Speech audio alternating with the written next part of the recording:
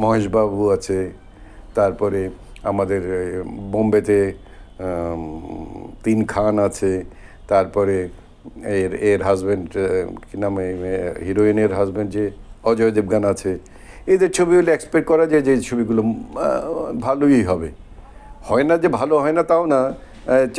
চাড্ডা সিং নাকি যেন এর কি বলে এর আমির খানের, ওটা একেবারে আটার ফ্লপ, মানে ফ্লপের দিক দিয়ে একেবারে যে এটা যেহেতু সাকিবের ছবি, সাকিব সবসময় ভালো অভিনয় করছে, এখন ভালো চরিত্রের পিছনে অভিনয় করছে, ভালো ছবি দেখে অভিনয় করছে, এবং তার প্রতি একটা দায়িত্ব সে ফিল করতে পারছে যে সাকিবিয়ান বলে অনেকে, কাজে তাদের মনটাকে ভরারও তার একটা দায়িত্ব কিন্তু তার ঘাড়ের মধ্যে পড়ে গেছে। কাজে এক্সপেক্টেড যে সে ভালোই করবে, ছবিটা খারাপ হবে এটা তো আশা করবো না, যে ওই চাড্ডা সিংয়ের মতো কিছু একটা।